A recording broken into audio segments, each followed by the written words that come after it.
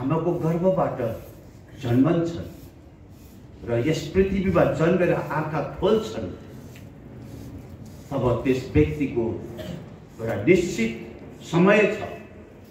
Bible धर्मशास्त्र अनुसार 70-80 खुबै बाँचे 90 र केही व्यक्ति भन्दा धेरै कम मात्रै 100 भन्दा माथि बाँचेको हामीले देखेका छौँ। तर कुरा यही हो, निश्चित यही हो, सत्य यही हो, अनुभव गर्नुपर्ने कुरा यही हो।